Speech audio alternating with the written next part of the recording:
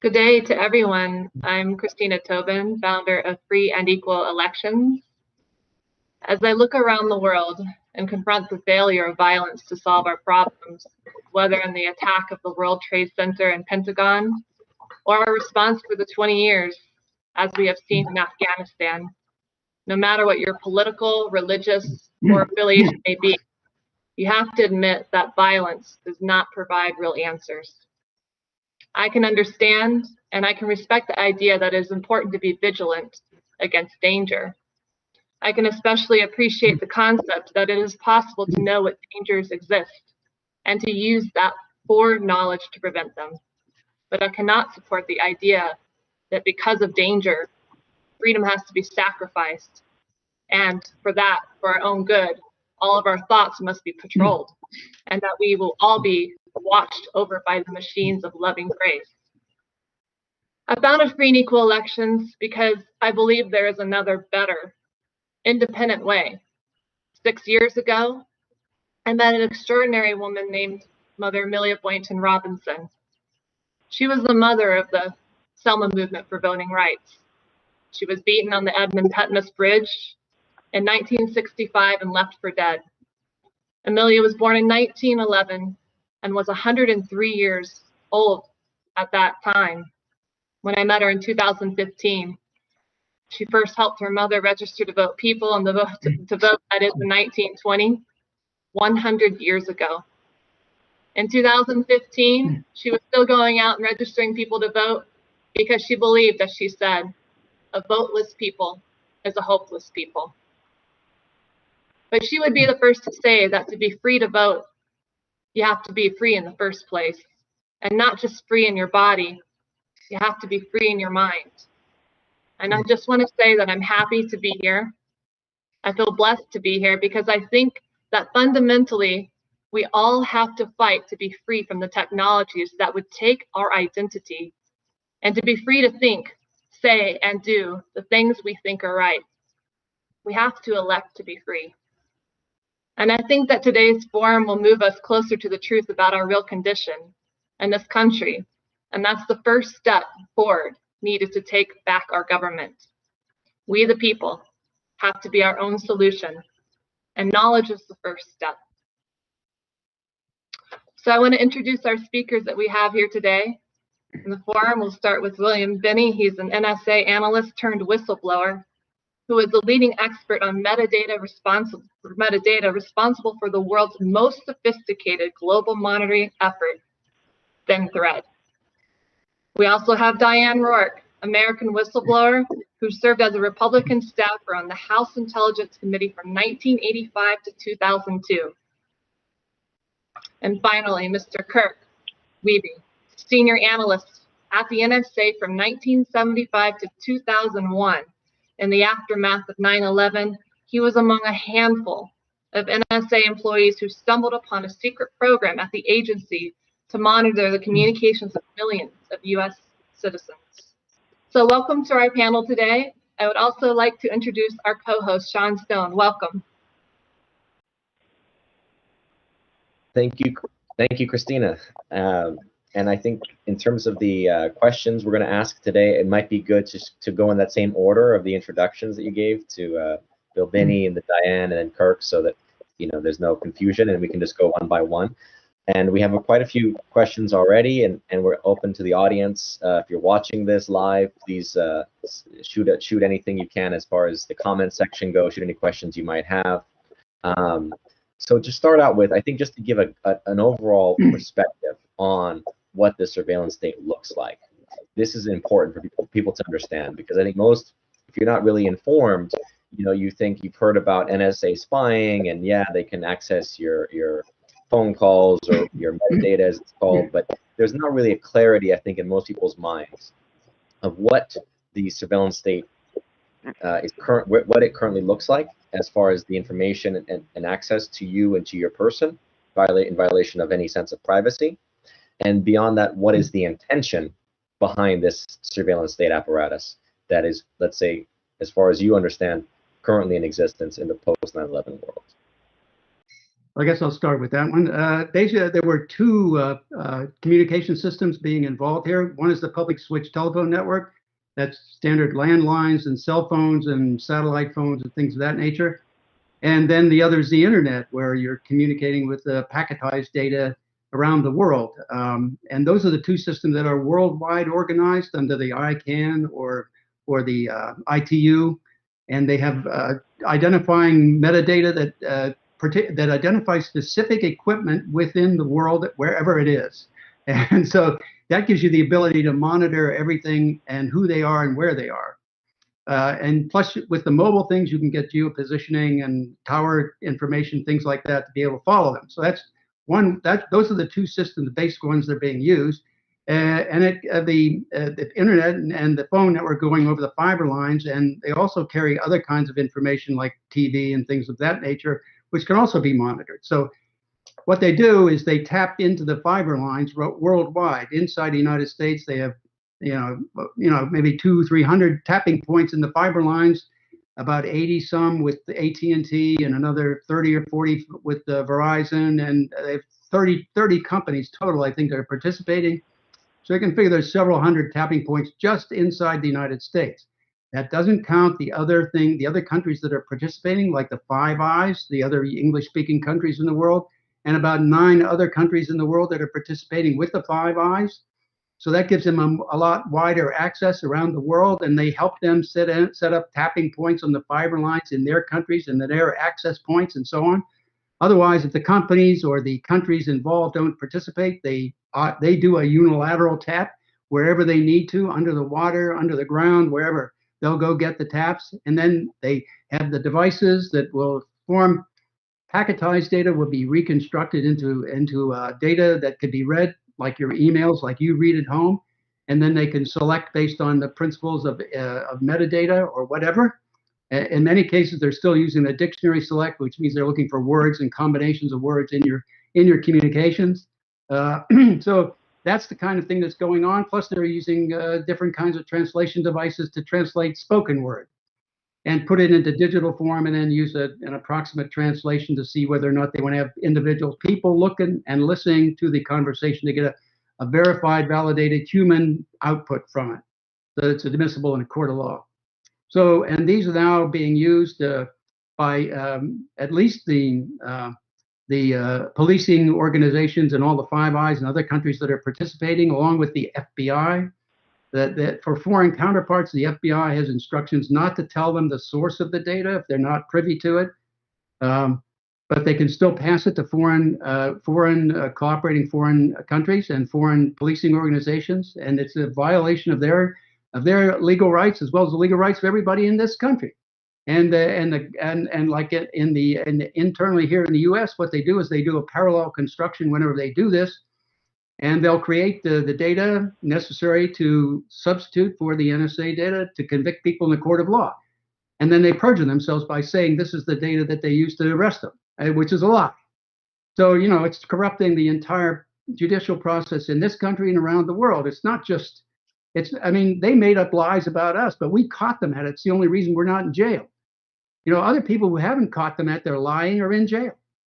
So, this is the corruption that this kind of thing does. And what it is, they're after, is power over everyone. Power. NSA, according to one of whistleblowers, Russ Tice, he said he's read material where they were reading the phone conversations of then Senator Obama in an area in NSA that was very compartmented. And he said in there they were spying on members of Congress, the House, the Senate, the judiciary, the Supreme Court, the Joint Chiefs of Staff, anybody that had federal judges, anybody, and lawyers and news organizations, journalists, and so on, anybody who had any semblance of power over them, they monitored. And so this is where it's going. Basically, we are now in the first form of a totalitarian state, and they're about to execute this power over us. COVID is a good example of it. What they're going to do with that. Mandating things that you're going to have, a violation of your constitutional rights, all of that. And this is what started. This is why I objected from the very beginning, and that's why Kirk, Diane, Ed, and I, and Tom Drake went to Congress to try to stop it back in 2001 and 2002, because we saw this slide into a totalitarian state, because it's exactly what the Stasi, the KGB, and the MVD, and the Gestapo and SS tried to do. I mean, even the, and I keep quoting him, Wolfgang Schmidt, a former lieutenant colonel in the East German Stasi, he said once he found out about the, from the NSA data published by Snowden releases, he said for us, meaning the Stasi, this would have been a dream come true. Well, that tells you where we are. We are a country now, like Goethe said, I always like to use this quote, no one is more hopelessly enslaved than those who falsely believe they are free. And that's us.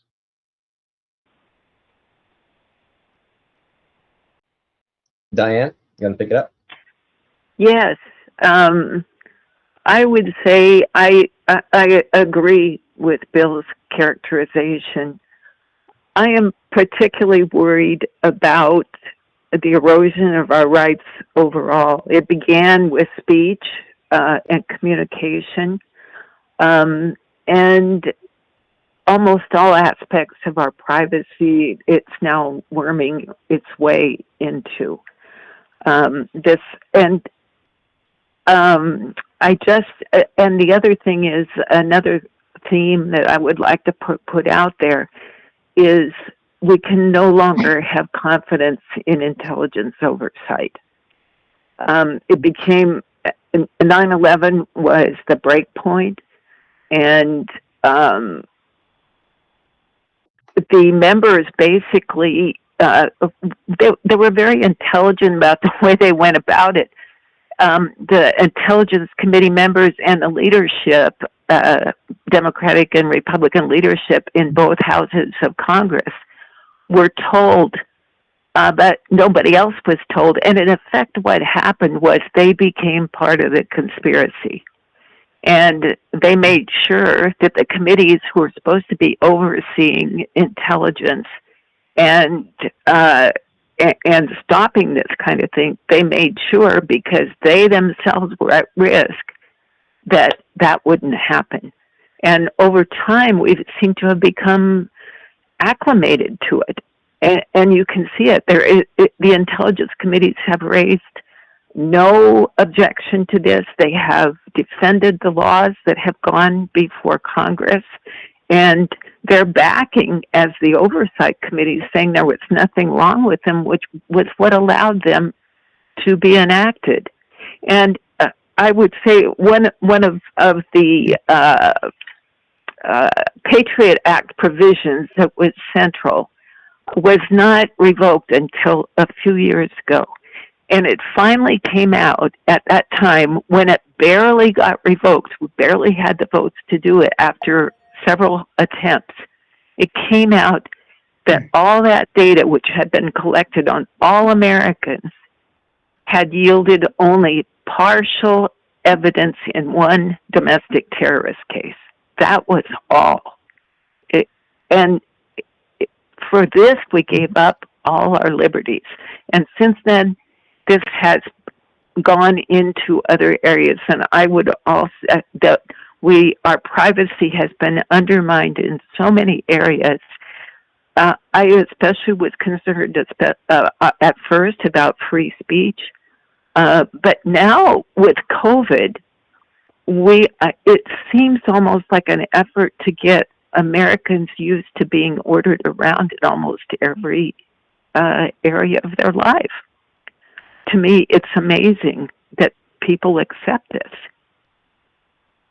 And finally, tech makes the technology progress, which we consider it progress. I think it is totally undermining privacy, and we have to turn this around.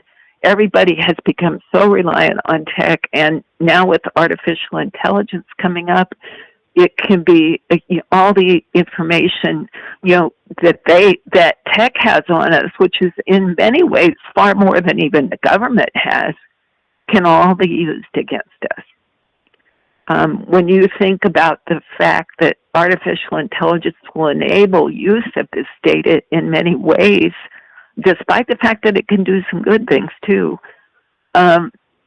it really gives you pause. one of the things, for instance, let me just throw out one thing that I read recently that to me was kind of heart-stopping. It was an overview of brain research. And do you know that at this point, there are ways to manipulate the brain? Some of it is to overcome horrible brain diseases, but a lot, it can enable them, for instance, to aim at memories. So they can change your memory. They can, so that eventually they could insert in our brain artificial memories that we think are real. And when you think about things like that, and another thing you think about is a lot of the brain research is being funded by DARPA, the Defense Advanced Research Projects Agency. Why is a Defense Department agency funding a lot of this research? And with that, I'll end. Thank you. Absolutely, Diane. Yes, and just to plug my own work, I've got a new docu-series called Best Kept Secret coming out in a few weeks here, and it deals with a lot of the mind control things that we know, MKUltra programming. So a lot to unpack. That's a good docu-series for people to check out in the coming weeks. And then we'll go to Kirk. Yes, thank you, Sean. I agree with everything Bill and Diane have said. 9/11 was a huge catastrophe, but I submit the bigger catastrophe is what has become of the U.S. government and us, those supposedly governing by the people, for the people. All of this has been lost. And it's been lost to arrogance, hubris, and tyranny of the worst kind within our own country. 9/11 could have been prevented. Key decisions at NSA and elsewhere were not made.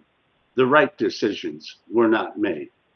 We actually had officials working against Thin Thread, the solution that we had developed as a prototype. People fought us every step of the way. Now, I ask you to consider what type of management fights innovation. Innovation that could make a huge difference in your business, whether that be protecting the American people or whatever. That should be the first observation. Why would anybody in their right mind do that? Now, I could go on for a long time talking about why someone might do that, but the quick answer is we've become a corrupt nation. We have corrupted ourselves deeply across this nation. Government is made up of people from society. We have rotted in many respects over the last half century. We have lost, for example, ethic, the American ethic, which always had with it a bit of humility, willing to listen, willing to give respect to another until they prove you wrong. We have become harsh and crude, and we measure our success in dollars.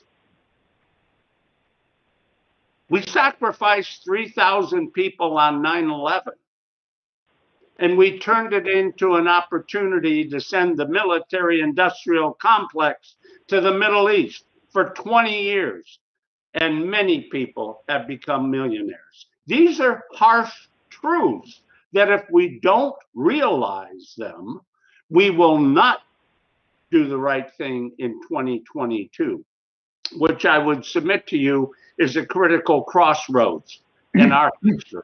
It isn't here yet, it's in the future, but it will be history at some point. We know that. If we make the wrong decisions and don't put people in positions of power that respect the American people and take their jobs seriously, seriously and uphold the Constitution, there is only one outcome possible, and that's civil war or revolution. You cannot avoid it. It's the natural extension and evolution that will come from a people that is dominated by a government and not given its proper voice. Okay, Sean, that's all I wanted to say. Well, this is good news for you, Kirk. We're going to put those people in office because the latter is not an option. That's Amen. what's going to happen.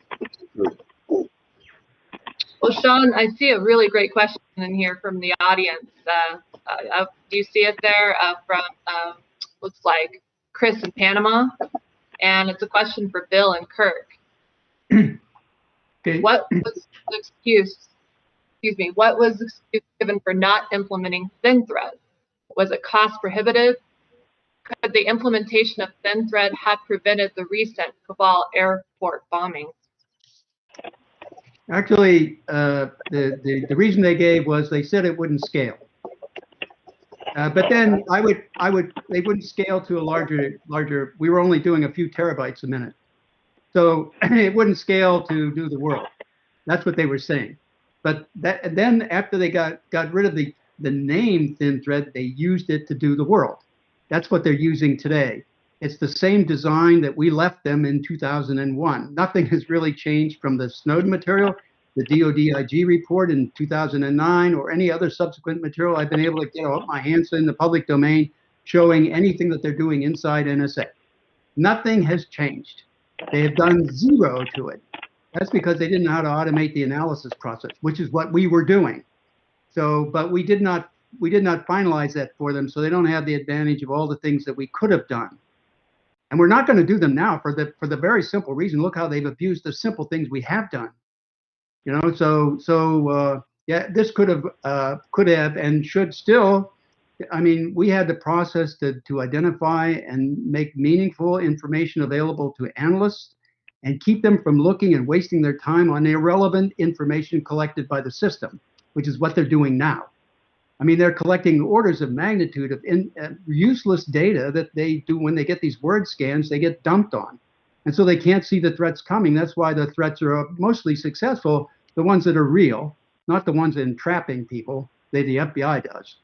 But the ones that are real threats from abroad, coming from terrorists and people of that nature, they succeed. Most of them. I don't know of any that hasn't anyway, because they're buried in all this data. And when they look at it with a dictionary select approach, it's like a Google return. You can't get through it. So you can't see the threat coming. So the threat occurs. And then you do a forensic job afterward because now you know who did it. And so you can go into your database and pull out all the data on him. So, oh, yeah, we knew this guy. You know, that's exactly what they've done worldwide. This is not restricted to the U.S. This is worldwide. Europe's doing the same thing. The French, the Brits, all of them. The Germans, they're all doing the same thing. And everything after the fact, if you looked at the Paris bombings, the Brussels bombings, the attacks in Germany, the attacks in the UK, 7/7, all these people were known, and nobody stopped them, even though they had information on what they were doing. They didn't do a thing to stop them. Why? Because they're buried in too much data, and that's what I argued in front of the House of Lords.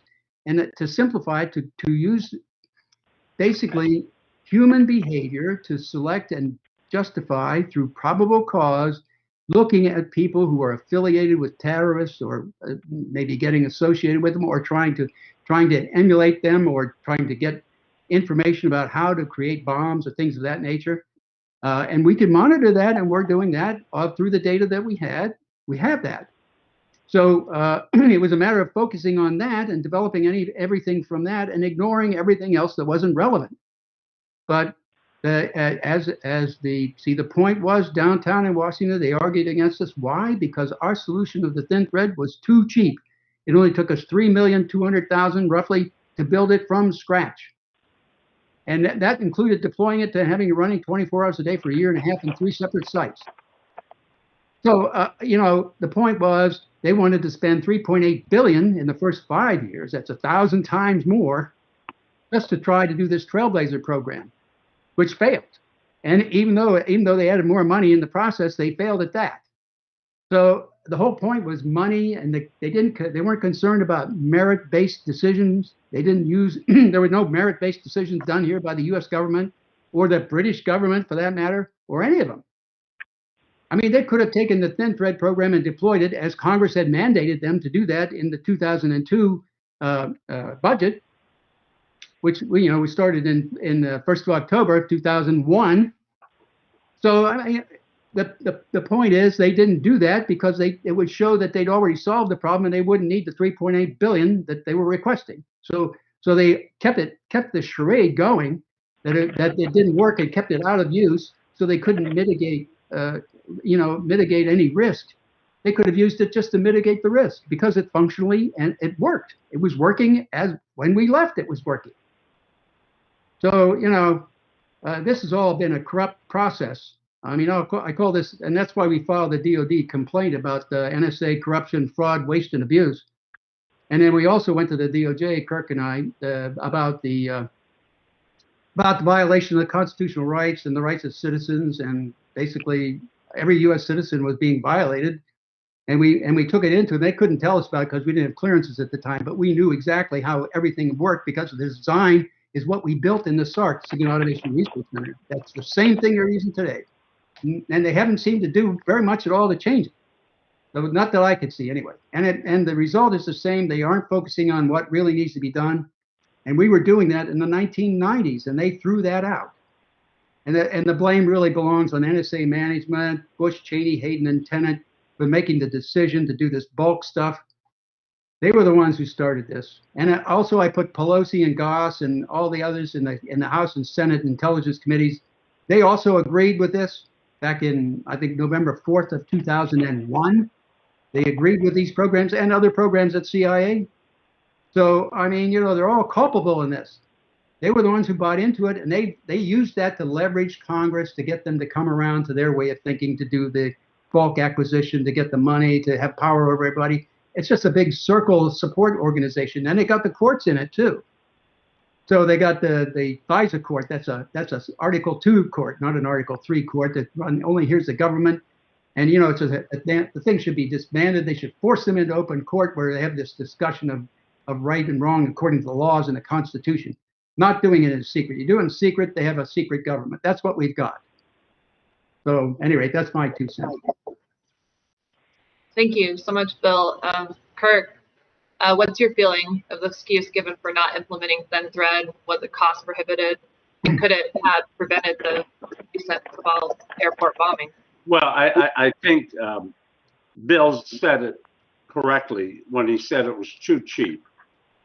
The government thinks differently than a working analyst such as Bill or myself down where the bits and the bytes meet the targets and we're trying to solve problems and fulfill the agency's mission, which is to produce foreign intelligence. The management has a different agenda. It's to fulfill political ends, believing that the mission will come along with that. Unfortunately, they're wrong. So Thin Thread, which worked, and it was irrefutable. The deputy director came down, and Bill and I sat in on that meeting, and we showed him what Thin Thread did, and you know what he said?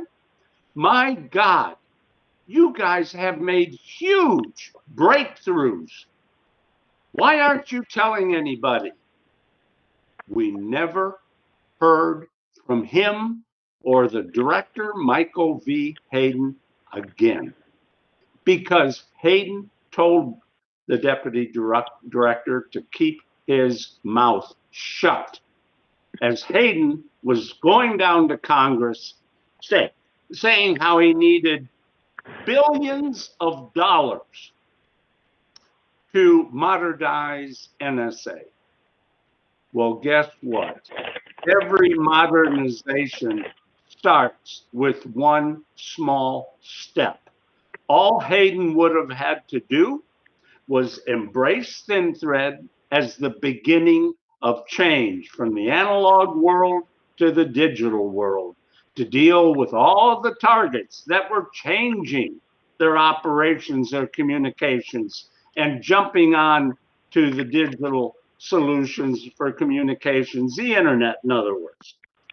But he made a catastrophic mistake, killed Thin Thread, and put the whole responsibility in the hands of what we affectionately call Beltway bandits, the largest participants in the military-industrial complex. They invited them into the halls of NSA to be partners in planning NSA's future. Talk about bringing the fox into the henhouse. And they proceeded to work on a program called Trailblazer. This was Michael Hayden's personal baby. 5 years later, it failed. It failed completely. Now imagine all the intelligence that was lost over 5 years as targets were leaving their analog world and moving to the digital world. And you don't recover that. What's lost is lost, and you have to start over. You have to identify and find your target in increasingly volume. The environment of the internet far outstrips anything we had in the analog world, because you can pack so much more into a small communication path. So it made the difficulty that much worse. So what I want to say is, Trailblazer was the director's answer to appease the military-industrial complex. Thin Thread threatened that because it was successful and it was cheap. And as Diane Roark will tell you, it was a wonderful way to begin NSA's modernization. And so what we end up with Trailblazer is the largest intelligence failure in the history of the National Security Agency.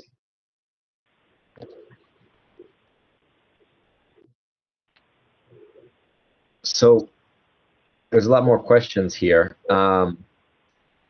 Christina, did you want to ask your question first before going to another audience question? Sure, thanks. This is directed at Bill, but I would like to hear from all of you, Diane, Kirk as well. At a congressional hearing where the intelligence leadership was claiming that their total surveillance system had thwarted several terrorist attacks, you rose from the audience, Bill, to demand that statement be proven because you knew it not to be true. Could you explain for us what that is? Why that is the case? Most people would think that things must be working since there had been nothing similar to 9/11 in 20 years. Okay, the reason that I see that there was never been a 9/11 after 9/11 is pretty simple. Has nothing to do with mass surveillance at all. Has to do with a CIA program that took out Al-Qaeda worldwide after 9/11. They took them out, and they went anywhere in the world to do it because we already knew who was involved in it worldwide. We already had the entire Al-Qaeda network. So they went and took them out. So now they had no network worldwide to do an attack. Okay, that was pretty simple. But nobody's talked about that was a very successful, focused, disciplined approach that the CIA used, and I compliment them on it. Really was effective. It worked. So that's the reason there hasn't been an attack. Was there another question there, or did I miss there? Thank you, Sean. I really want to hear from the audience. So please, Yeah. Sean. Okay. Thank you, Bill. Okay. Yeah, I want to hear from the audience too. I do want to follow up though really quickly on what Bill said about the Al-Qaeda networks. To my understanding, there was a foreign minister of England, Cook, I think was his name, who said that Al-Qaeda was actually not just it wasn't the base. It wasn't a physical base. It was a database. It was a database of names of mujahideen that were brought in to Afghanistan in the 1980s to fight against the Soviets. And that's where people get really screwed up with a lot of this stuff, is they don't realize that this was an intelligence operation run by ISI and CIA and MI6 with these mujahideen, these jihadists, brought in specifically for jihad, right? And thereafter deployed all over the world. We saw it in places, that's right. Right? Like Bosnia, you saw them in the Bosnia conflict. You saw them in Kosovo. You saw them in Macedonia. I mean, I remember Indonesia, all over the world, right? Right. Philippines, you name it. So conflicts all over the world are now, they've created an army. And as you said, this becomes Al-Qaeda. And so my question is, if this was known, essentially, so what is the outlook of, if you can describe the outlook of the agencies running these?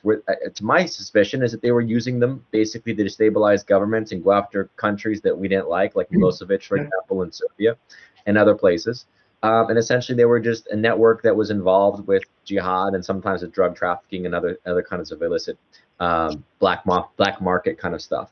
But essentially, it was a relatively monitored operation. Is that what you're saying?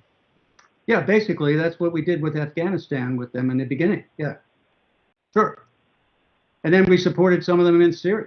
You know, it's just you know, you support the people you want to support, and you arm them, for God's sake, and then they turn the arms against us. So, you know, this is just crazy. We're going to places we shouldn't be, and we don't have any national interest of being there, and yet we go there. Why? Because we're feeding this military-industrial complex that needs to have a war to keep going at the scale that it's on. So I mean, that's the point. We ought to cut their budgets right away. Just cut them. And divide them down by take the first year 30% out, the first year another 30 the next year, and then see where you want to go below that. And so just to flow into that, what is the outlook of the people? This comes from the audience. What is the outlook of the people who run these intelligence agencies about human beings? Do they have any regard for human life? Or is it really just, as Kirk was saying, about money at some level? It's about power. It's about, you know, Henry Kissinger's idea, right? Power politics, pure and simple. Is that really the psychology that you guys dealt with? From my point of view, yeah. I mean, basically, the managements at higher levels would give you, you know, lip service to humanity, and yet make decisions behind the scenes that do whatever they want without any regard to consequences.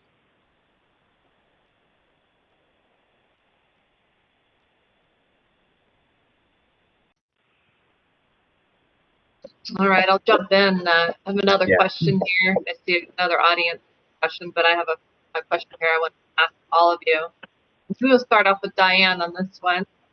The surveillance state created in the aftermath of 9/11 played a major role in the assault on the Trump presidency, with one of its leaders, the former FBI director Robert Mueller, drafted to supervise the hoax Russia Gate investigation. Bill, and I believe, Kirk, you as well played a role in exposing that the key event was used to trigger the attack. The alleged Russian hack of the DNC computers never took place, and that the hack likely had its origin in a CIA spying program. Could you fill us in on the scandal and explain why the perpetrators remain at large? This is more Bill and Kirk, but Diane, go, please. I want to hear. Oh, okay. Thank you. It had by then become, I believe, just plain corrupted. The bureaucracy, Trump was unpredictable. They didn't like him. And they tried, and they made up this whole Russia thing out of nothing. And it's pretty clear that, like probably all the other political organizations, they were looking at him during the campaign, trying to find things against him. I think it's obvious. And I think it's also pretty obvious that when the intelligence agencies think they can overturn a president, we're in big trouble. I mean, if a president, a presidential candidate, or even a president is going to be played by them, that's what can the man on the street do?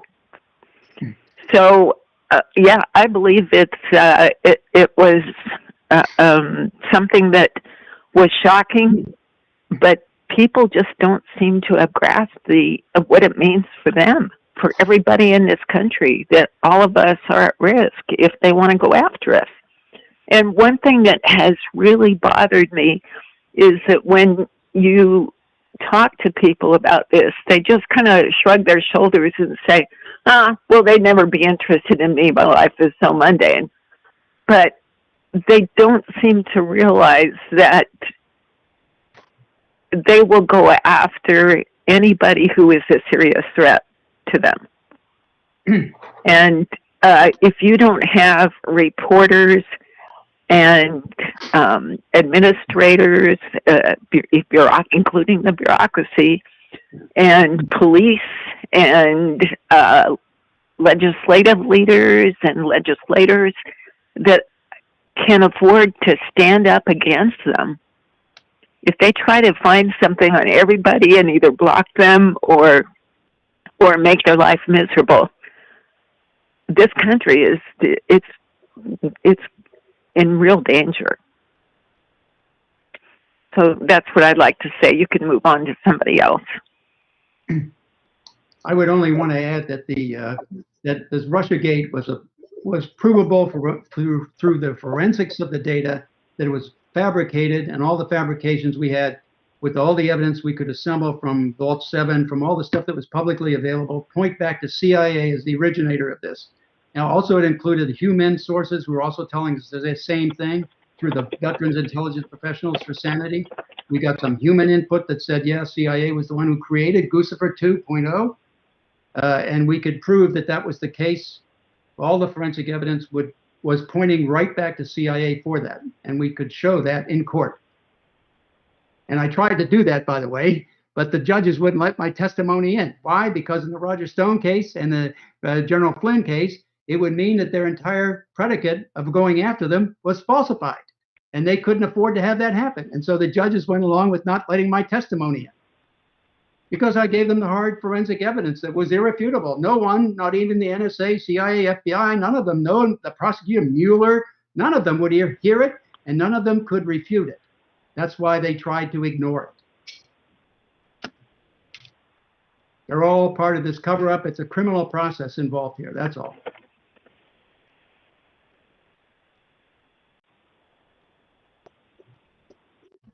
Kirk, do you want to add anything to that? Yeah, just quickly. The larger picture that we're seeing is that the government has now, instead of being a consumer of foreign intelligence, the government has now seized control of these different weapons that were used for national security and turned them inwardly. Now, you might ask, well, why would they do that? Well, let's count the ways. How about discovering information about you that someone could blackmail you with to get your cooperation on a key committee in Congress, or as a member of the Supreme Court, or in the business world to make sure you give the right kind of campaign contributions? It's part of the government's entered the world of military psychological operations. It's information warfare that they're interested in. It's about controlling messages. And part of that is knowing what you are thinking as a plain human being, a citizen within the United States. So when the average citizen says, I'm not doing anything wrong, well, let me ask you, average citizen, define what is wrong in August 2021. I have seen people destroy buildings and personal property and kill people in this country and go free. Now, when you can do that without fear, I ask you, define what is right and define what is wrong. We are losing our system of justice. We're losing our sense of what is right and wrong, and it's purposeful. We are losing what's up, what's down, what's good, what's bad. General Hayden failed at NSA, yet he was promoted to be the Deputy Director of National Intelligence before being further promoted to be head of CIA. This world is upside down. Remember what Obama did as one of his last acts before leaving office when Trump won. He gave access to the NSA database to 16 additional government agencies. Now you know why.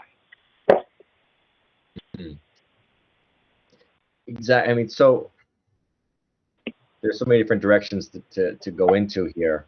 I think one thing to just, since we're already at this level of mass surveillance and whatnot, and to just bring up before we go, we can go back to any number of these topics. But one thing I think is important to people to understand is how this vaccine passport and this whole notion of what was originally, I remember there was a meme going around, COVID, certificate of vaccine identification, right? ID. And this whole identification system that comes along with it, people are going around with tracking trace now. I was in Australia, they had it. Here, I know some people use it, right? You've been exposed, or so it's basically saying, yeah, you know, trace me so I can know if I'm infected or I'm around someone that's infected, right? It's the psychology, and again, it's playing a very similar game as far as, you know, terrorism was concerned. I remember it very well. You know, you got to trace the terrorists, you got to know where the terrorists are, and so the same psychology is now being put to the American public with the idea of, yeah, surrender your freedom and your sovereignty because we have to track this virus, or we have to know if you're vaccinated or not. So how can this play into, again, an overall condition and conditioning of American citizens to basically surrender that sovereignty, even at the level of the body? And as Aaron Russo said well over a decade ago when he talked to Nicholas Rockefeller, a Council on Foreign Relations member, that the agenda is to chip the human being, right, to get access to the human body. How are we seeing this play out now in terms of where the surveillance is moving beyond just surveilling and spying? But, you know, at one level, yes, as I asked at the beginning, one level is to surveil, but the other thing is then to manipulate, to control, to better control, right? What are we seeing here?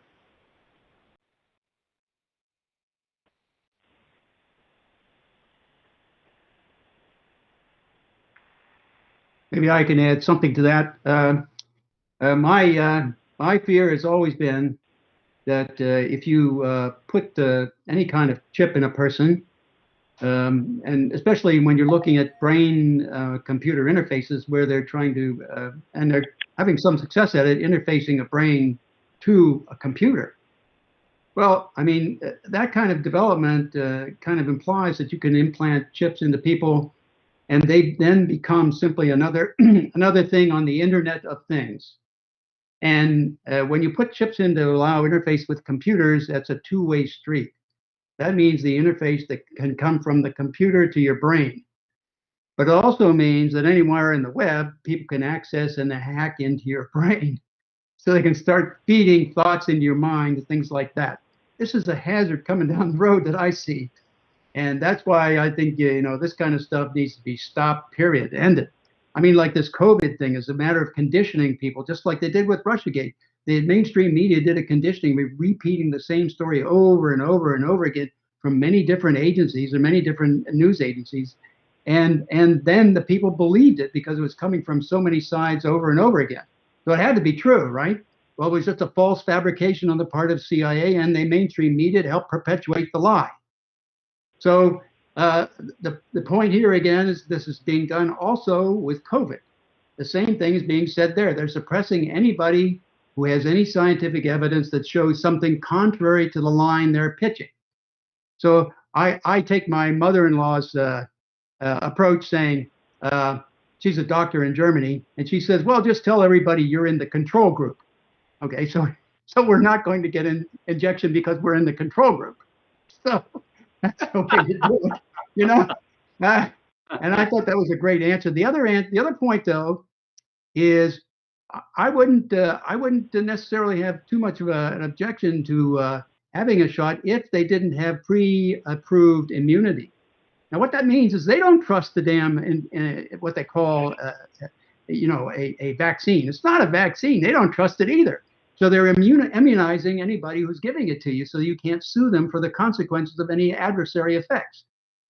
Now, if they remove that, then maybe you can consider getting a shot. Until then, sorry, I'm in the control group. I agree with Sean and with Bill that people are being conditioned. And one of the ways they have succeeded in doing that is to absolutely terrify everybody. And so they go along with things that they would never go along with otherwise because they think they are at imminent fear of death. And one of the things that's bothersome about this is not allowing physicians to treat people in the early COVID stages so they don't reach hospitalization needs. And I think a lot of these people, if you reduce the virus load early on and get control of it, even people who are more at risk have a much better chance of avoiding a bad case. And I just think it's terror. It's basically terrifying people, and this is where the media has gone along. And as Sean has said, medical people who disagree have been forced to remain silent.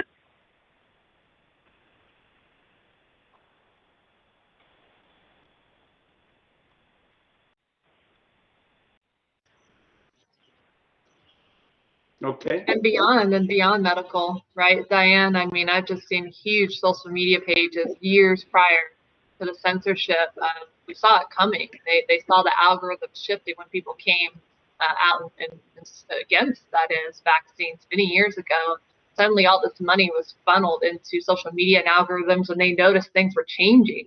And so much money put into pro-vaccination. I was like, oh, wow.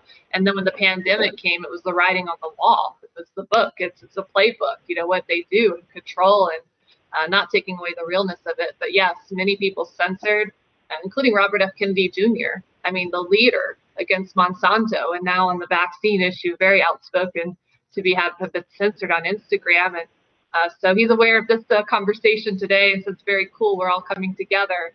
So Diane, Bill, I'm with you on that. And Kirk, I don't know if you had any words on that. Great question, Sean.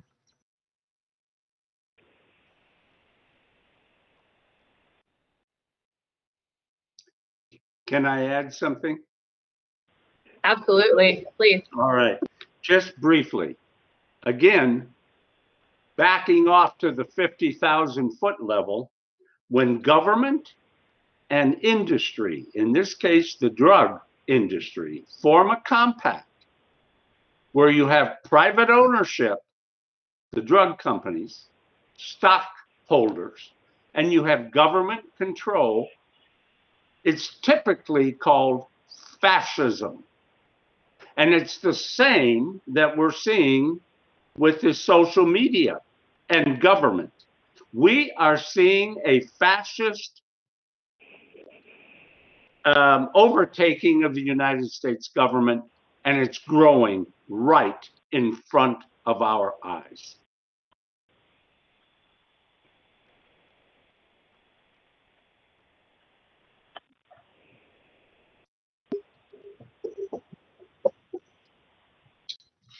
Couldn't agree with you more. So it's all more reason why we're going to rise as a nation. We're going to put a stop to this. I have another question, but I just, I'm rereading this book, Permanent Record, Snowden, page 110. Just captures me every time, and where he says, over the course of my career, it became increasingly difficult for me to ask these questions about the technologies I was responsible for, and not about my country. and it became increasingly frustrating me that I was able to repair the former, but not the latter. I ended my time in the intelligence convinced that my country's operation system, its government, had decided that it functioned best when broken. And what we see here is a system. You guys have the fix, have. But the system doesn't thrive on something that works because it thrives off of when it's broken. So I just that paragraph resonates, and I please. Yeah, lest someone misinterpret Mr. Snowden's words. He's not saying that the form of government called constitutional republic is broken. What's broken are those who administer it. It's the people. It is always the people who corrupt themselves, whether it's the Emperor Caligula of Rome making his horse a senator, or Joe Biden foolishly trying to direct how people should be extracted from Kabul. Either way, this is what happens when the wrong people are allowed to run the lives of the rest of us. Yeah, I was just going to say that basically the governing principle in Washington, D.C. revolves around three words: power, control, and money. And you know, it's the idea that they're in business for themselves, and the rest of us are just there to serve them. Instead, I reflect back on what President Reagan said, that we are a country with a government. Now we're a government with a country. Yep. I guess I would like to say here, there are plenty of good people in the ranks of government. I think when they get to the top, though, recently they get corrupted, as was said. I believe one thing, by the way, that needs to be cleared up about the history of ThinThread is that while after 9/11, it was adopted by NSA because NSA was asked what they could bring to the fight after the attack, and they said, "Well, we have only this one thing, but we have to get some legal dispensations." Well, the legal dispensations they got were that they took away the privacy protections that were built in for Americans. And they continued that, as has been said, for certainly officially, they continued it for well over a day. But what Bill had done was to double encrypt all U.S. names that were, some of them, most of them were not safe because there was no reason to. But those that were saved because of possible suspicion were double encrypted until there was enough information to get a warrant. They dropped that completely. And they began collecting, number one, collecting on all Americans, and number two, leaving their names in the clear. And they claimed there were major protections against analysts getting access to the data, but this turned out to be lies. So I just wanted to say that the ThinThread that they actually developed was, in this key respect, different from what Bill and Kirk and Ed developed.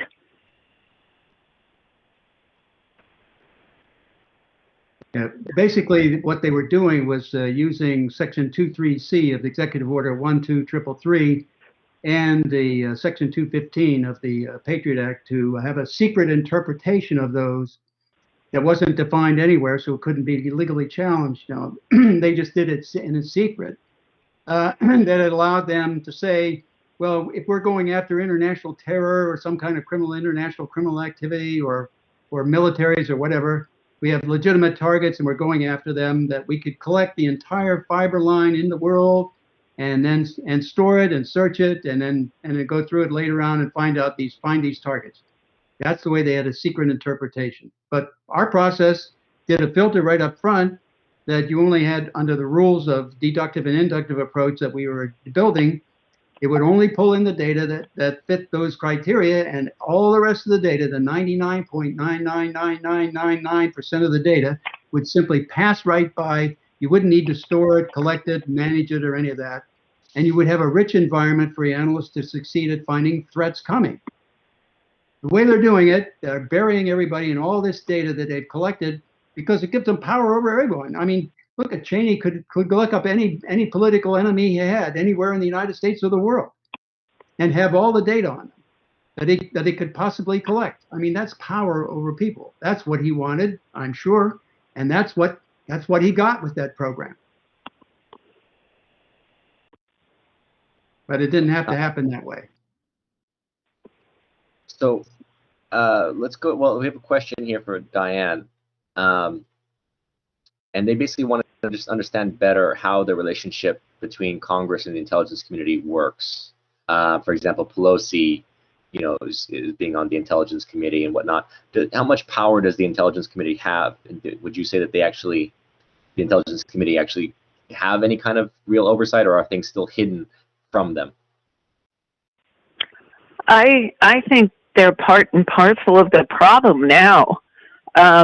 They were initially after 9/11, when all of this domestic surveillance, people who were told about it were the Gang of Four, the top two leaders in both houses. This was later expanded, as I said, to the ranking in the top, the director, and the House and Senate, the top two people. And so it became the Gang of Eight, basically. I think once, and then eventually the entire committee came to know about it. Well, one thing you have to know is that the leadership, four of the Gang of Eight, are the ones who appoint members intelligence committees. It's called a select committee because it was supposedly to appoint only people who could be trusted to keep the secrets. And so once these leadership of the committees and of the House and Senate became implicated because they had been told about this and hadn't stopped it, so they were vulnerable. Once they became implicated, of course, they started appointing members who would not buck them, who would not reveal the secret. But before that, at least, if they wished to exert it, and they were often reluctant to exert it, the committees had some considerable power. And remember here that power is in the budget, control of the budget. Every year a budget bill is passed, and they have the ability to add or subtract funding on individual programs and overall. So there is theoretically, I think now they become part and parcel of the whole scheme. Yeah. So I want to thank everybody. Thank you, Diane, for that insight. Very invaluable and makes a lot of sense.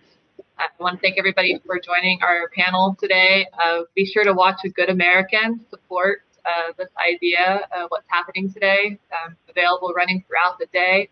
And having watched A Good American, I also wanted to give some credit out to Mr. Ed Loomis and Tom Drake of the then Thread team. So I saw and learned a lot from them there. So just wanted to say thank you, Tom and Ed, for all the work that you do as well.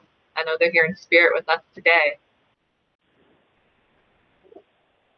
I do have a question, one more on my list, and then we can just turn completely audience. Audience, we welcome you to keep submitting your questions. I see a few more over there. I know Sean will get to next.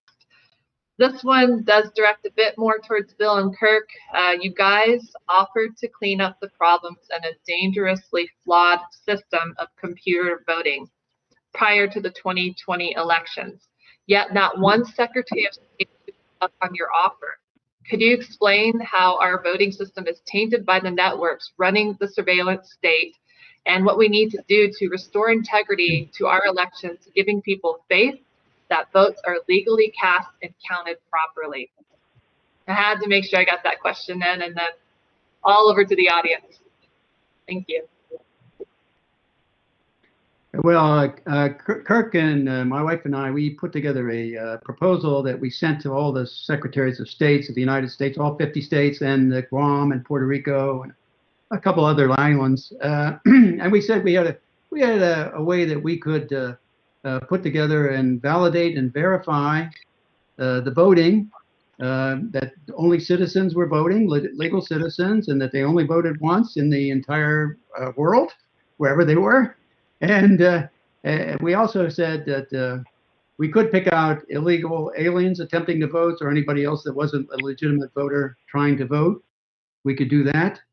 But you know, it required a little bit different. I mean, you didn't connect to the internet unless you had a bulk encrypted line running, and you had it running over the internet. So in other words, you had to break into the encryption to see what was being sent. That would have helped to ensure it right away. But we also wanted a parallel process so we could validate locally the numbers that were being reported and do a double check at the end. Are those the numbers that you got? You know, so just in that sense. Plus we had some ideas on how people could check on their votes to make sure their votes were recorded properly and do it in an anonymous way. And we said we'd be glad to talk to anybody about this. And we got no response from anybody. So that told us everybody's involved and they're all using it for their own, in their own areas, for their own reasons, in their own ways. So, I mean, what can you do if you have the fundamental states and the people who are running the voting system that don't want to try to make it better? I mean, it's very difficult to get it changed. I mean, Stalin had it right when he first said it. I think it was Stalin. He said it doesn't matter who votes or how often they vote. It only matters who counts the vote. That's it. Kirk, did you have any to follow up on that? Any insight, additional insight? Well, yeah, it's the state of the U.S. Of voting systems, the process of voting before 2020 and in the 2020 elections is deplorable, terrible in virtually every state. It's like a poster child in terms of caring and feeding. And what I mean by that is, do you know that tens of states, not just 2 or 3, but tens of states used Windows XP or Windows Vista? Now, I'm old enough to remember that Windows Vista is pretty old operating system. Now, why is it important to use a current operating system? Because of security. Windows upgrades are 90% about improved security and maybe 10% about giving you a little more value as a user using Windows 10 or whatever the next version is going to be, Windows 11. So, in other words, these systems were poorly maintained, which invites the ability to hack. And we already know most, if not all, were or are connected to the internet at some point prior to, during, and after an election. So you put those two scenarios together, is there any wonder people are auditing and looking into the facts? The secretaries of state and others who are in charge had really fallen down on the job in terms of their responsibilities to provide the means for a fair and accurate election. But it goes beyond just the computers used. It's also physical security. And what I mean by that, who is touching the machine, the voting machine? Who's opening it up? Who's loading software onto it? Who is taking software off? And by the way, when you store these machines, where do you store them? Are they in a physically secure room or building that is monitored for access? Most of the answers are no. We have been running a very loosey-goosey, full of holes election process for decades. And now we've made that bed, we're lying in it, and we're creating this problem. But it goes back to corruption and ethics. If you're going to hold a position of authority in the United States government, I don't care if it's the federal level or the state or the school board, you owe it to the American people to do your job with integrity and with honesty. And we don't see it at any level, unfortunately. We've got a lot of change to make to rectify this ship. Thank you for your thoughts there. I just briefly wanted to follow up that I was on the phone a couple of weeks ago with the manager of Bob Weir, Grateful Dead, right, and Michael Franti, and he asked me, he said, well, how do you know the voting machines don't work, Christina? I was like, well, great question, because it was a good hour call. I guess I was being drilled, and the kind of drilling I could handle in the electoral arena. And I said, well, we've been holding annual electoral reform symposiums for a decade, and at one of them, we actually had a comptroller and secretary of state there, mayor, and so on. And the Secretary of State, Comptroller, legal women voters, but specifically those two, Secretary of State, Comptroller, said they spoke specifically about the voting machines and that they were flawed. That's the nicest way I can use that word. I'm not the FRAUD. We'll just go with flawed. And so they talked about the details. We have it. That'll be plugged into the blockchain app we're launching, and so building into with free and equal elections. So really fascinating to hear. I mean, they're like, these machines are owned by D. Boltons and Minions, and you look at the money, follow the money and the control, and Diane's right. You know, these same sort of candidates keep getting reelected over and over again. And when you follow the House bills right now, you can see the D's and R's alike right now. They are pushing some bills to really not only be on the restricted ballot access barriers, but the gerrymandering. I mean, it is so shame on all of them. Shame on all of them for what they're doing. And for me, I see it as fear. They think they're so strong, but it's just such a vulnerable system that could so easily crumble when we, the people, it is going to crumble when we, the people, unite. So, Diane, I'm with you on the fact they keep getting reelected over and over again.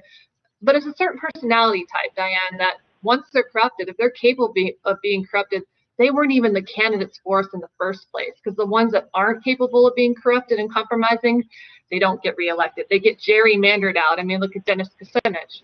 Good on him. Youngest mayor, I think, Cleveland, Ohio, running again now after being wrongfully gerrymandered out. So I just very passionate on that question. And thank you, Sean. Please take over. I see some audience questions, but it's just so exciting to be connected into this world today with all of you. What an honor. Learning so much. And I hope our audience is as well. Absolutely, yeah. This is great to have such candid conversation. I'm sure it'll be censored, but hey, we can always find some platforms for it.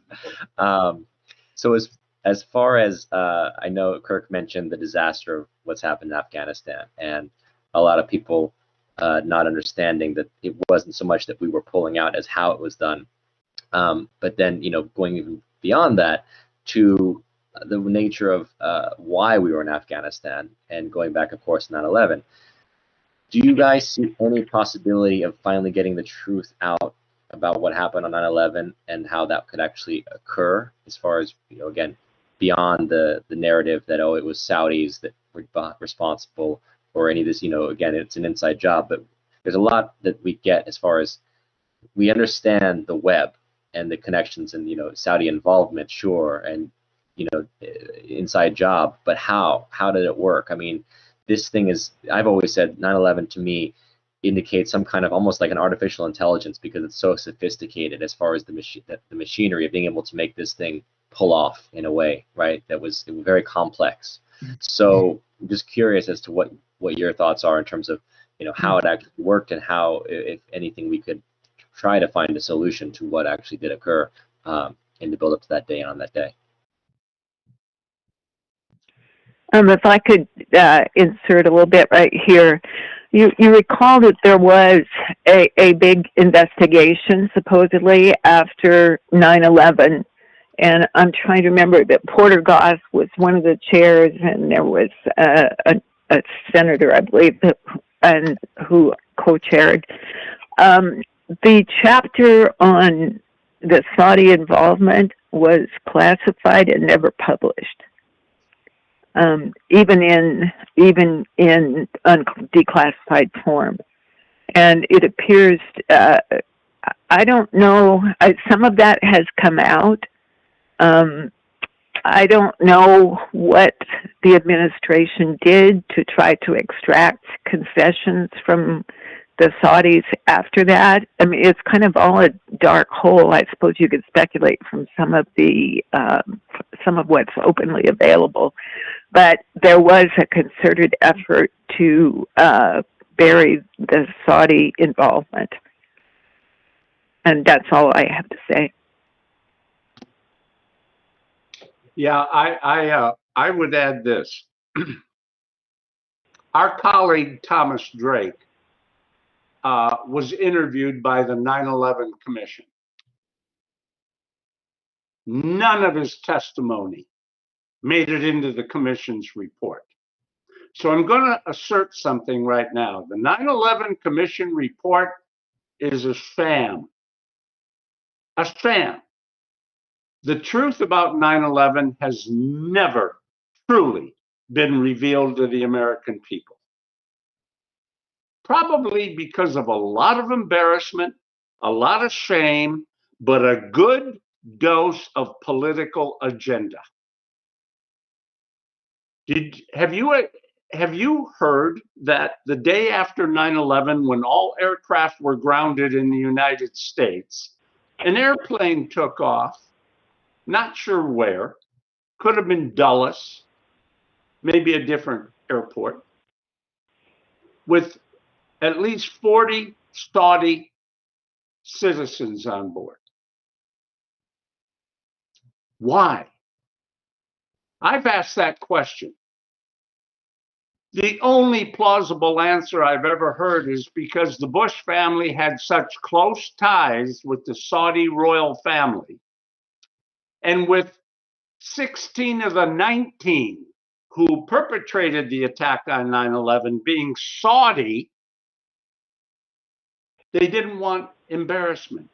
And we had tremendous reliance in terms of our oil supply on OPEC, where the Saudis had the upper hand, as well as our business involvement with the Arab American oil company Aramco. And so there's lots of money, personal, political interests in having 9/11 go away as quietly as possible without revealing the very sensitive underpinnings of it. But I also find this very interesting. Do you know that neither Tom Drake, neither Diane Roark, neither Bill Binney or Kirk Wiebe have ever been invited into a courtroom to testify about what we know about 9/11. Has anyone got an idea why? Let your mind do the walking. I don't know, but something stinks to high heaven.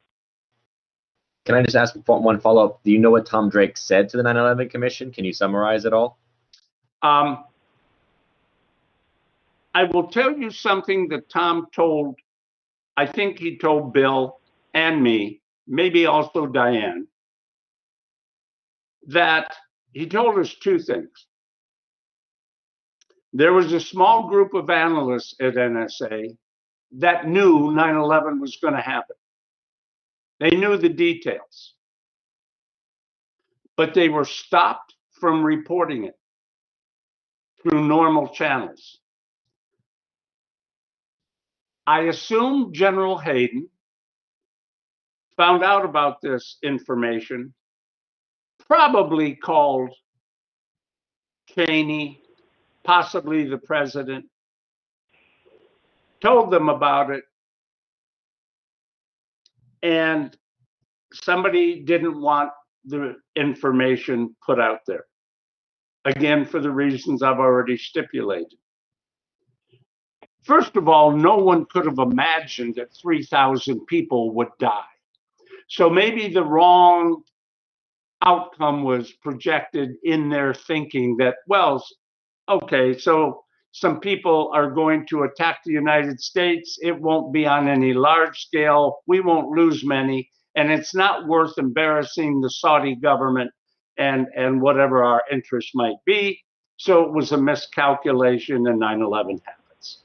Or they knew it would happen and wanted to be dragged into a long time war and let it happen.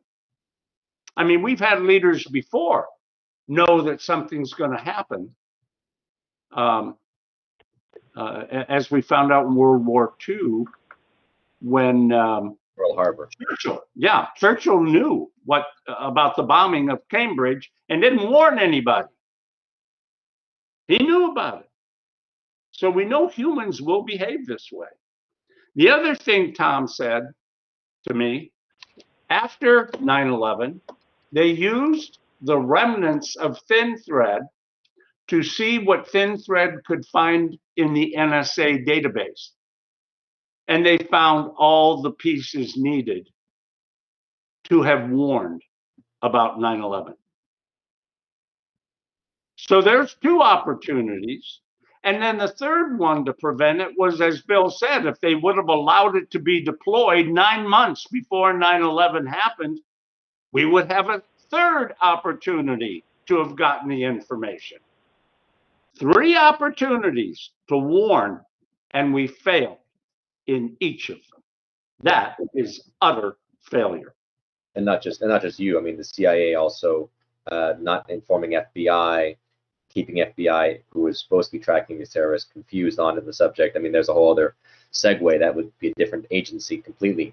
But just to follow up with your idea before going to Bill, that it was allowed to happen. I have to say, beyond that, the evidence of Tower 7 coming down would indicate a rigged, again, talking about rigged elections, a rigged job as far as rigging the building for destruction, which is not just letting something happen, that's actually causing something to happen. And Tower 7 was taken down.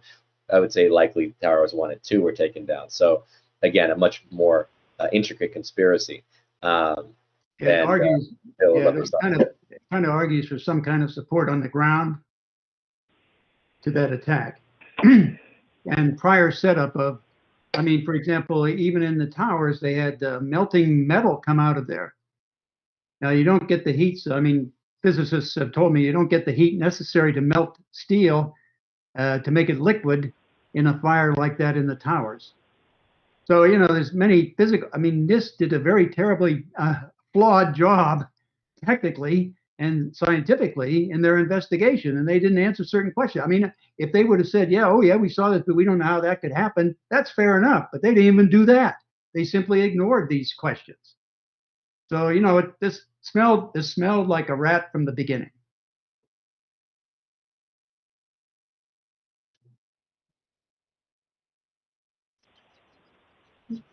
Definitely would be a topic Richard Gage of Architects and Engineers for 9/11 Truth could dive into. He's been an ally and friend of ours at Free and Equal for a decade, and I look forward to collaborating more closely with you gentlemen and Diane as well from here in the future. And, you know, in watching A Good American, what was her name that said that 9/11 was a gift to the NSA? Huh. Maureen Baginski. Yes. That was Maureen Baginski. She was the chief of the SID, Signals Intelligence Directorate, third ranking person in NSA.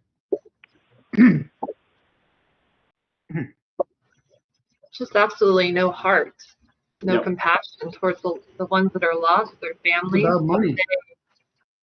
To say, and you know, you talked about Trailblazer being the largest failure, and General Hayden, that is, and being promoted after that from deputy director to director of NSA intelligence.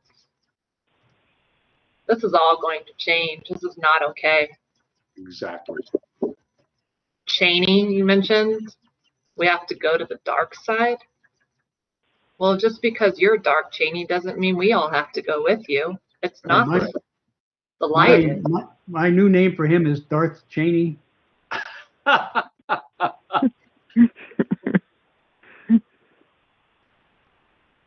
So let's shift more in a solution-based direction.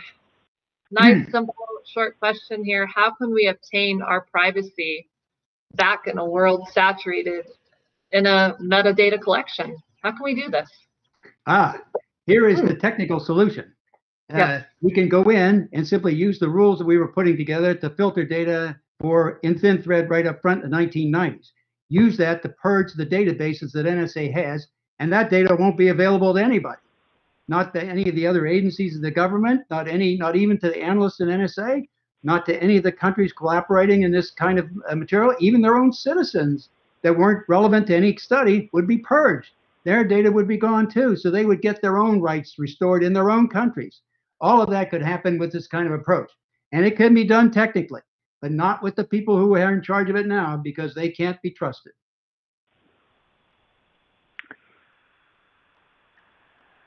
Yes, Bill and Kirk and others have thought about ways to monitor NSA itself in the future. But, you know, there are computers everywhere. There are databases everywhere. They have them scattered. We have so much data now, they kept building databases, even though data storage requirements were shrinking, you know, to store any given amount of data. And so it would be a massive job to go in there. If you can do it automated, as Bill said, that would obviously be big help. But there are computers everywhere. And the guys concluded some time ago that what you needed was some very technically capable people who led a dedicated effort to make sure that NSA was not collecting data on American citizens unless there was good reason for it. And there are a lot of problems to getting this underway. First of all, obviously, NSA directors would fight it tooth and nail. That's an impingement on their authority. And the difficulty, as I said, would be another. But we've got to start someplace. And I think you have to get people to agree to first principles that this is a danger to U.S. democracy. It's an impingement on everybody's constitutional right to privacy, and it has to be taken care of. And in the past, you should also be aware, the audience should be aware that in the past, NSA has several times purged their own databases when people were getting close to it. Like, and they would, it was an accident or something like that. But when people started looking at the legality of things, I think it was on 2 occasions, they basically purged the database.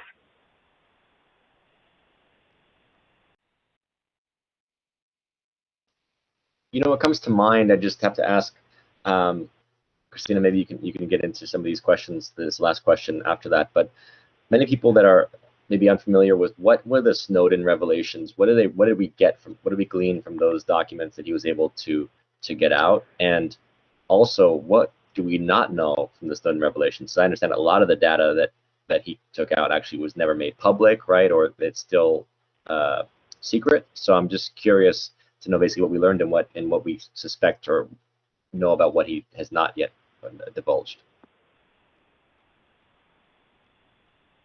I think from my point of view, just giving a big picture look, it excuse me, it revealed the details, a lot of detail, and it showed how massively NSA had expanded their systems. For instance, not just in the U.S., but abroad, they were bragging that soon they would have every communication in the 7 foreign countries, every communication that occurred. And so I think it was eye-opening even for me in the way systems have been built out, but the guys are better capable of addressing that than I am.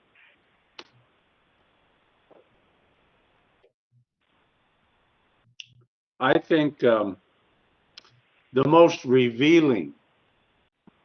Well, let me address a little bit about what I think Snowden did. People criticized him for bringing out documents that he shouldn't have. Things about reasonable and proper military initiatives that, if known, could certainly harm the security interests, legitimate interests of the United States. I'm going to defend him a little bit. If you are a man with access to sensitive documents and you're very worried about being caught, you would not have the time to read every document in a folder if they're all mixed in. You know, some about NSA's surveillance capability, some about military operations related to those. So he didn't have the time to read through, I don't know how many. People have said there's in excess of 50,000 documents or 100. I really don't know, but it's a large number.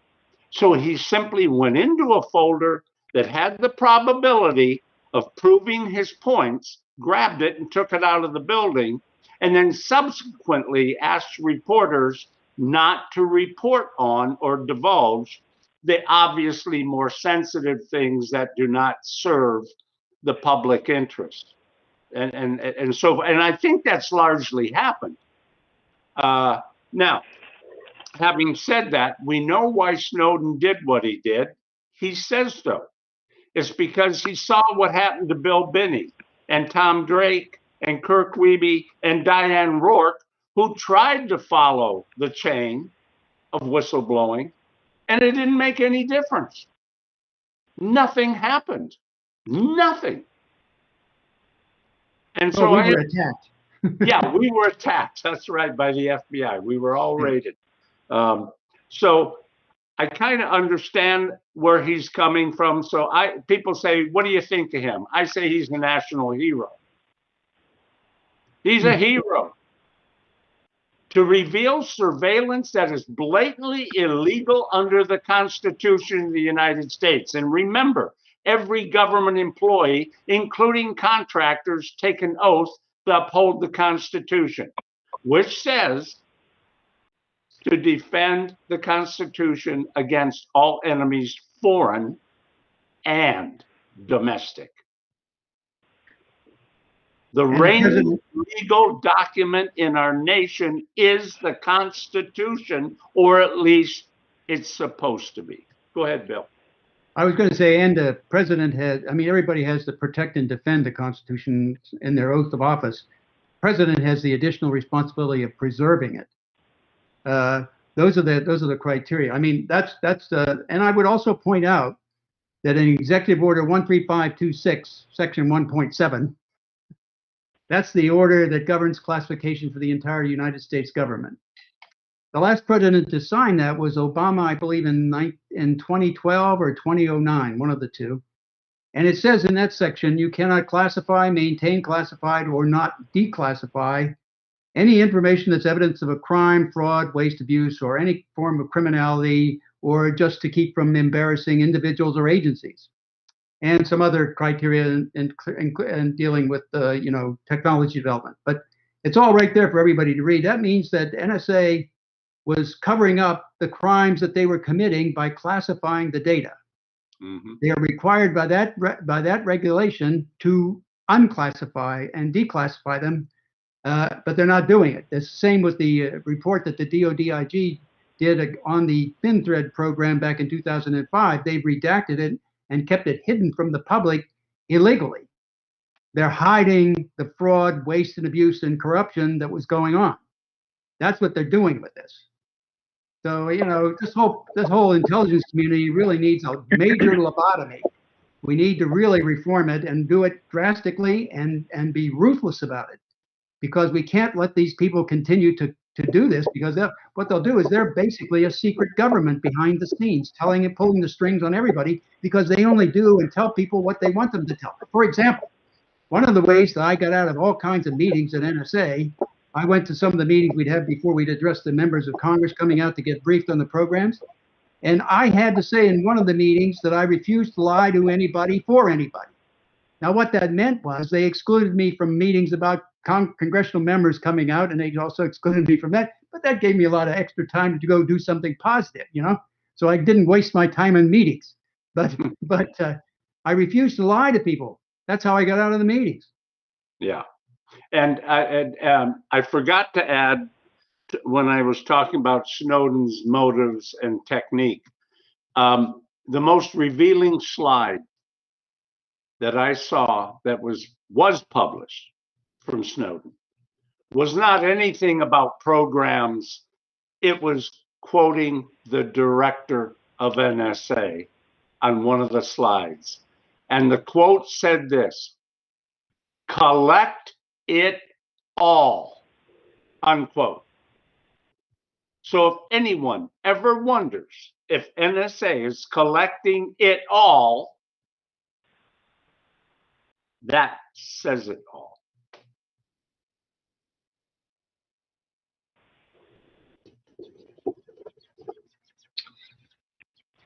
Well, I got 2 more questions here, and we're about the last half hour, 20 minutes or so left with our panel today.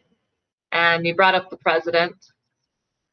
And this question's from one of our viewers named Bruce, for all members of the panel. Your veteran intelligence professionals for sanity, formed in 2003, has shown the moral courage to speak truth to power. Thin thread, 9/11, Edward Snowden, the wars of Iraq, Libya, and Syria, Russiagate. That's 18 years and 3 presidents that either refused or failed to heed your words, change course, and jail the traitors, jail the criminals. My question is, with President Biden now challenging the military-industrial complex and the British, among others, in his withdrawal of U.S. troops from that insanely wasteful, destructive war in Afghanistan, do any of you see an opening within the institution of the presidency now to win battle you've been waging for your professional lives? From Bruce.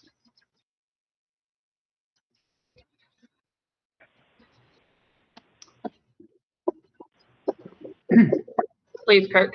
Yeah. It reminds me of a hope that Diane, Bill, Ed, Tom, and I had, was that once the Bush administration had lost to Obama, now was the time for truths to come out. We had great hope that that would happen, and it didn't. Obama fell into the mold, as previous presidents, to keep the wraps on the intelligence community and, in fact, expand its sharing of information within the community. As I said earlier, expanding access to the NSA database to 16 additional agencies. It only got worse. So is there some hope? Yes. Is it large? I don't think so. These people are pretty much, whether they're Democrat or Republican, they're cut from the same core cloth, as it were. I would have to add that after politicians see what happened to Trump, they're not going to try and take him on. Yeah. Yeah, I would also point out that I pretty much agree with what both Kirk and Diane have said, but I would also point out that one of the reasons they went against the thin thread, and I think Diane mentioned this earlier, is that it had an auditing program. That meant that it would audit who did what with what, you know? So we could pick out everybody in Congress or anywhere in the government being involved in any activity. For example, right now, there's no reason at all that the pedophile ring shouldn't be known and addressed and taken on by the FBI unless they're supporting it and protecting it. Because all this information is known and laid out in relationship diagrams and what we call graphs of relationships in the data in NSA. All of this is there. All of that pedophile ring worldwide, everybody. And it's also true of the drug relations. It's true of every human relationship in the world. It's all there. And the only reason they're not taking it on and doing something is because they either want to support it or they're getting something from it one way or the other. Yep. So it just seems like a worldwide conspiracy to hide this criminality. And it's not just this country; it's other countries too. So, and they all are invested in this. They're making a lot of money in one form or another out of it. So they have a vested interest in protecting one another. That includes the courts, the Congress, and the administration in this country and the same equivalents in other countries. So this is not a very small problem. It's a major worldwide problem.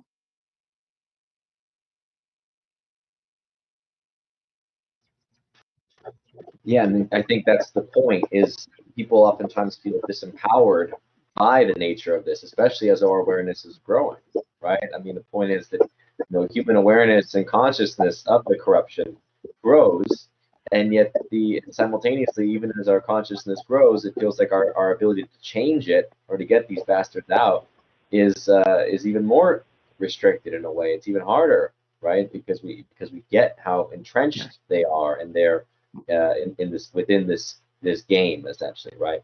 But actually, there's if I can, Sean, there's one little point I'd like to make here. Yes. After the 6th January event, look at what Congress did down there. What did they do? Oh, they brought in a couple thousand, military people, and they built a big barricade around all their buildings. You go around the perimeter of the building. What's that tell you?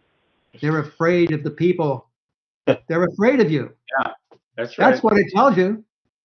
They're afraid of something like a French Revolution or something like that. That we're going to come down there and hold them accountable for what they blundered into and what they've sacrificed in the lives and monies and treasures of this country, and what they're doing to the country. That's what they're afraid of. They're really afraid of us. It's true.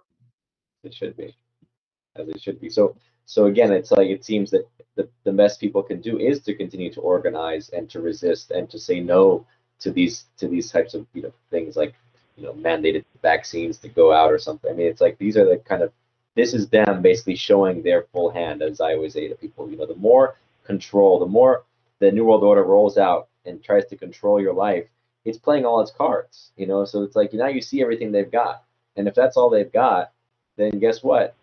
You're still here to fight, and there's more of us than them. So what are we afraid of? That's right. Love will win. I love the words of Pete Seeger and the song he wrote, "We Shall Overcome." And at the end, he says, "We are not afraid. We are not afraid. We shall overcome." And he's right. We will. Absolutely. I have a final question, I think, here from Anantuck in New Jersey to the panel and moderators. There are some of us for whom this is all new. We want to do the right thing, but we are limited by circumstances and knowledge. What can we do to help, and what can we do to get others to help? Great question.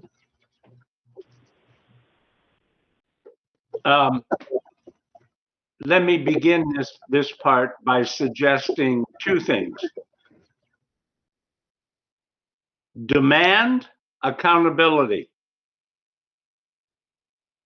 Get involved. You cannot sit in your house. You cannot sit in your apartment and wring your hands.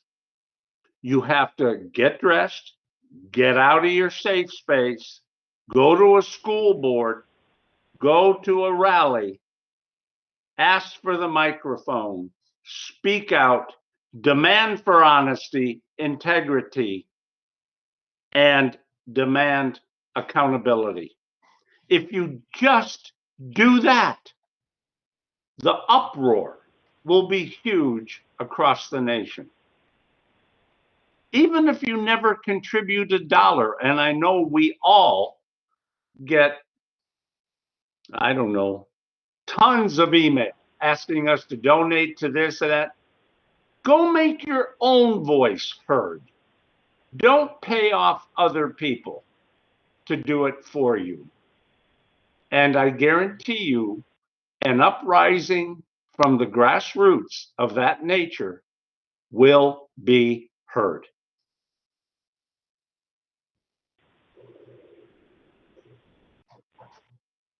Yes, and I also think that, as I mentioned earlier, a big mindset that has to be overcome is it won't affect me.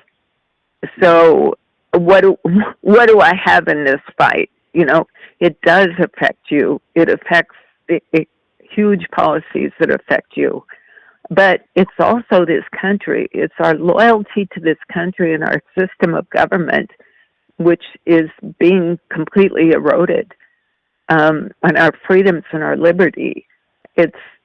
You have to, and that is such a common response. It doesn't affect me. Why should I do anything? They won't be interested in me. Well, they're affecting all these policies that affect you very, very privately. Your health now, too. So, and it's all an attempt at control of the domestic population. Remember, the only way they succeed is if you let them succeed.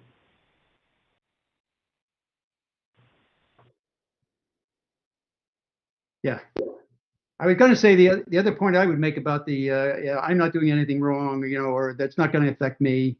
I'm not doing, anything they would be upset about. Well, that's if you don't realize it now, you don't determine what's right and wrong. They do. The administration determines what's right and wrong. If you're doing something that they want to say is wrong, you're wrong, period.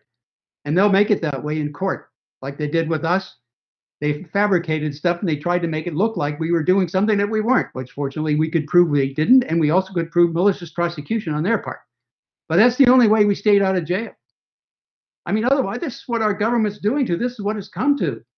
Now, if they can do that to us, the average American isn't going to stand a chance unless they stand up and start saying this is a bunch of crap and we're not going to take it anymore. That's right. So, I mean, it is crap, and it's a criminal organization. We're working against a criminal organization in Washington, D.C., and they're all involved in it. So we have to stand up on a grand scale and start really dealing and demanding a change. And we have to remember that what all this devolves to is basically control of the population. It didn't start that way, but as they get more power, they want more power. They have to save their power. They have to save themselves. And it becomes control of the population, including you. Just wait till you have to get your mandated shot. Then what's the next mandate? And the next and the next. You do what you're told. That's what you're doing.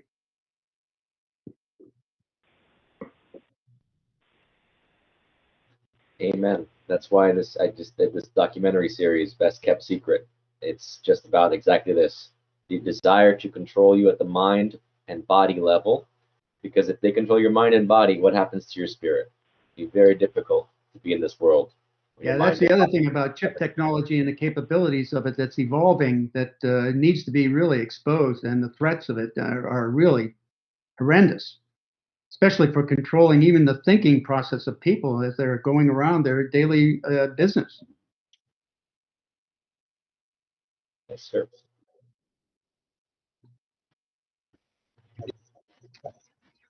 I definitely want to end on the positive note.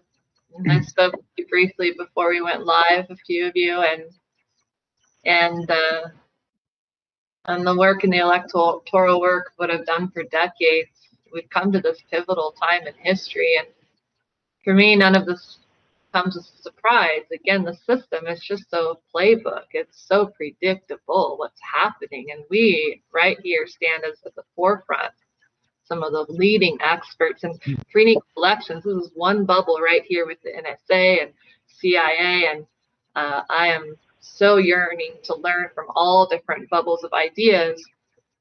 It's very clear to me, as mentioned before, there are more of us than there are of them, and we are not afraid. And I welcome further conversation beyond this live stream with all of you to get to know you better and welcome you to be a part of our United We Stand Festival tour with Free and Equal Elections, been annual since 2014. And Mr. Sean Stone was there in person and saw the hurdles from the very beginning up against the system. And he always believed, he saw right through it. Very rare. I felt that, Sean, to this day. And sparking in the creation of Free and Equal Elections with the presidential debates in 2008. A gentleman by the name Ralph Nader personally told me one of the most powerful tools the two-party system uses to create this false illusion, this grand illusion, this myth of voter choice in a two-party system is the presidential debates. So that sparked the creation of Free and Equal Elections, and we brought in the United We Stand Festival in 14 because I realized we got to make the debates fun and exciting and reach the youth. How are we going to do this? Through music. Uniting artists, conscious thought leaders, indigenous leaders, which we are doing, and have announced indigenous leaders of the Koji tribe, Kogi that is, and Colombia, the north, south of the eagle and condor have united this 500 years of prophecy for peace. They announced this at United We Stand Cambria this past July 3rd, 4th, which seems to be evolving into a tour. I welcome that. So I welcome thought leaders like yourself to be a part of this tour because this idea, I'm simply a visionary and it will all go on a decentralized platform one day. I welcome all of you and your ideas because the time to unite has come more than ever. And that tour will link into our presidential debates and present to the festival our debates in 2024, up to 5, 7, 10 stops throughout the US, where we will implement our blockchain voting app and plug in these sort of symposiums today will be put into that app and all the candidates, and we'll be able to educate them the knowledge that you have to offer today. I know today what I'm hearing right now is just the surface level where we can take it in our symposiums and so on as we evolve throughout the tour. So I am so humbled and honored to be a part of this and to be asked to co-moderate with Mr. Stone. How cool is that? And to get to know the common denominator. I find Diane, Kirk, Bill. I know Ed and Tom Drake and Ed Loomis are here with us in spirit again. The common denominator we all have is heart and love and passion for our country and our world, and not wanting to see any more of this needless chaos that is inflicted by this beyond two-party system. They're simply the puppets, controlled by the strings. It's money and these powers that be, and so we see right through it, and it's coming. It's going to get a little, or maybe a little more than that, harder before it gets better. But again, truth will always prevail. It's on our side. So I really wanted to end on those notes and those words. So thank you for having me be a part of this, and to the gentleman who brought me into this as well, and civil rights mentors and heroes I consider to be a part of this. So thank you, the production team, and Dennis and Jose for putting this all together. What we have here is a whole bunch of good Americans right here, that's for sure. So what a cool movie to watch. Oliver produced, right? Sean, I don't know, some in the family. That's cool. So to learn about that of course he did. So of course you're his son, and he's your father, might I add. So, but thank you so much. I don't know if you had any final words. I know Tom Drake and Ed Loomis, I'm getting messages. Can you say something more about your colleagues, including them in this? And I have some few final words that I wanted to see a last minute, but we have 5 more minutes. And if any of you had anything else to say, please, it's an open floor. I think we have to be somewhat selfless in this, but it is for ourselves. But we have to be brave also. We have to just get out there and say the truth and demand reform. That's what we have to do. Yeah. Yep. Can we ask what are the VIPs doing at the moment, right? The Veterans Intelligence Professionals for Sanity. Just anything you can tell us about or update us on? Bill and Kirk, maybe you should take that. Well, I mean, looking at different things, mainly one of them, the Hale was the guy who just got the Sam Adams Award, the guy who I think 5 years ago opened up about the droning program and how 90% of the people killed by it were collateral damage, just people who were innocent of anything, including children and so on. And you know, there's this. They sent him to jail for 40. And you know, this is what our country's come to.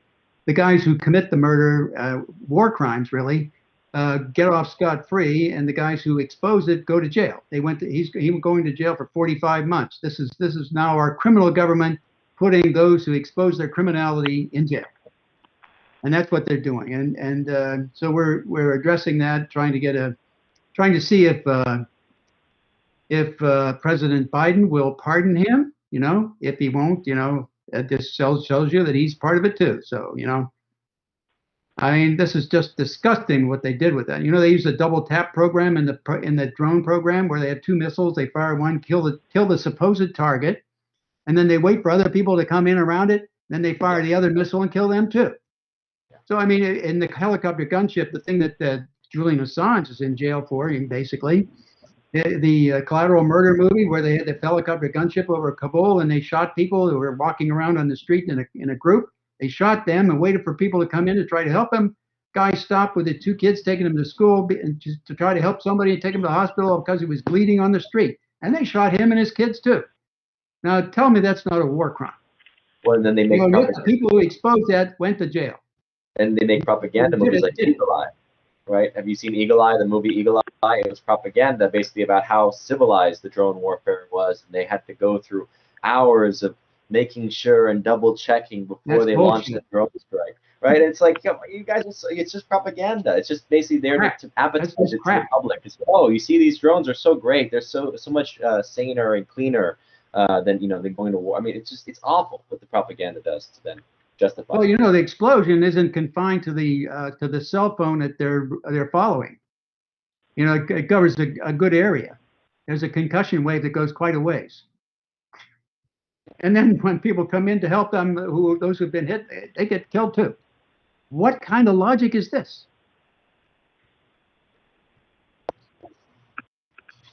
I mean, the Nuremberg trials clearly said following orders is not an excuse. Sorry. Yes. War crimes are war crimes. Yeah, it's on all fronts, and I think Christina, you said basically, or Diane, basically saying that we are the targets. That's what people have to understand. Essentially, what's important to understand about CIA and black operations of the post-World War II era, right? Adapting Nazi tactics and creating, using these tactics throughout the Cold War it was always directed against other countries, destabilizing those leaders, rigging those elections, surveillance, murder, wars. It was always done against other countries. Post 2008, I would say, really, with the economic collapse, the housing crisis, it's all, and it really begins with the surveillance post 9/11, but it becomes all about targeting the American people, and that's what's happening now. We are the target of this same psychopaths that have been doing it to other countries, and now the targets are now pointing on us.